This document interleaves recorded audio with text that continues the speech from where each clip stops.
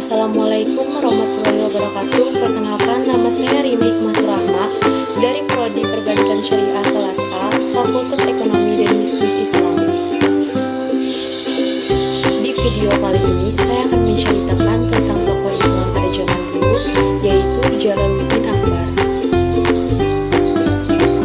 Tujuan saya membuat video ini adalah untuk tugas UAS mata kuliah Sejarah Peradaban Islam dengan dosen pengampu Ibu Fadliyah Adlinda, MPDI.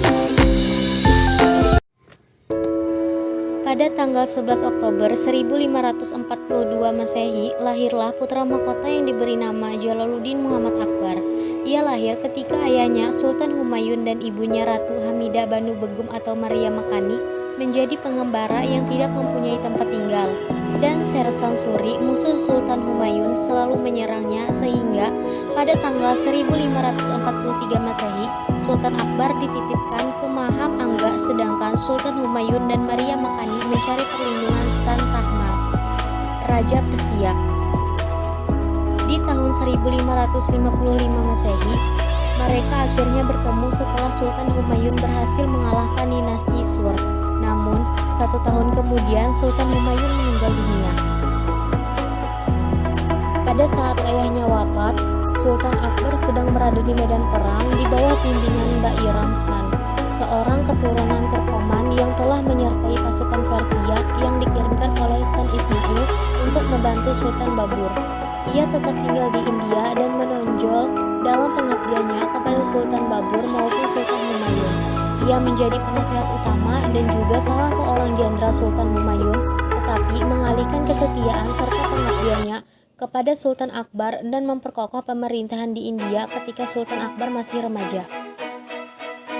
Ketika mendengar kabar tentang kematian Sultan Humayun, Bairam Khan segera berangkat ke Anar untuk dinobatkan sebagai Fatshah sebelum panutan-panutan lainnya memperoleh peluang untuk memberontak. Penobatan terjadi di Kalanaur di distrik Gurdaspur pada tanggal 14 Februari 1556 Masehi. Kemudian ia memahkotai Sultan Akbar dan menjadikannya penguasa kerajaan Mughal. Sultan Akbar berusia 14 tahun pada waktu ayahnya mewariskan tahta. Tetapi tanggung jawab yang baru itu tidak menyebabkan Sultan Akbar menghentikan cara hidupnya yang berbahaya. Ia menjadi gemar tuak dan minuman dari candu dan rempah-rempah yang lebih memabukkan lagi. Karena meminum banyak ramuan dari bahan-bahan itu, pada suatu hari ketika berusia 19 tahun, ia mengendarai gajah galak untuk melawan gajah lain dengan mengejarnya ke seberang sungai Jamna melalui jembatan apung-rapung. Sebelum menghentikan pemburuannya, pada kesempatan lain Sultan Akbar nyaris meninggal ketika dengan sungguh-sungguh menanggapi tentang iseng dalam percakapan waktu minum tuak. Kemudian Mansuk menyelamatkan nyawanya. Raja yang masih muda belia itu berusaha menegakkan kewibawaan kerajaan. Ancaman terhadap kedaulatannya datang dari saudara-saudaranya dan pembantu rumah tangga istana yang ingin merebut tahtanya ialah Adam Khan yang berwatak angkuh. Ia merupakan anak Maham Angga, pengasuh Sultan Akbar. Adam Khan menikmati gelar kehormatan saudara angkat raja.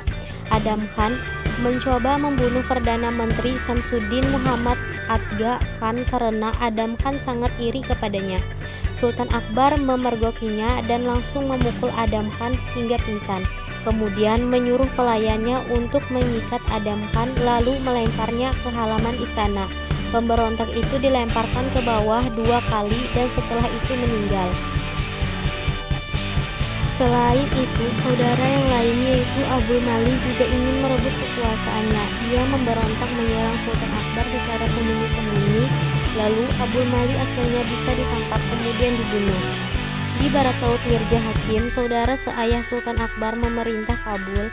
Ia telah bekerja sama dengan para pemberontak. Ia akan menyerang Sultan Akbar dan menundukkan Hindustan. Namun, pasukannya dapat dikalahkan oleh Sultan Akbar dan Mansingh. Kemudian, Mirza Hakim kembali ke Kabul.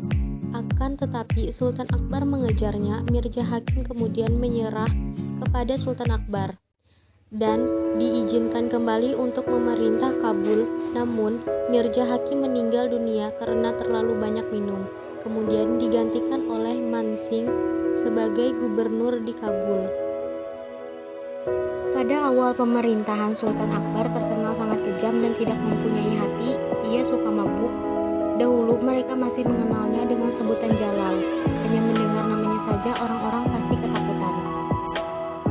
Ia hanya seorang yang bisa melakukan satu hal, tidak tahu yang lainnya lagi, hanya bisa menumpahkan darah. Seiring berjalannya waktu, Maryam Uz-Zamani telah merubahnya menjadi raja yang baik hati, lembut, berperasaan, dan selalu mementingkan rakyatnya, sehingga seluruh rakyat India menyukai cara kepemimpinannya. Serunya kejadian ini, pada tahun 1526 Masehi, berdirilah kerajaan Mughal dipimpin oleh Raja Dahir al-Din Muhammad Banir, atau bisa disebut dengan Raja Babur. Berdirinya kerajaan Mughal di India pada saat Raja Babur menyerang Delhi.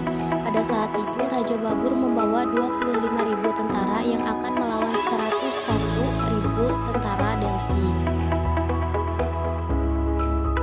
Peperangan ini pun terjadi di daerah Panipan, dan ketika itu tentara Raja Babur bisa mengalahkan tentara Delhi.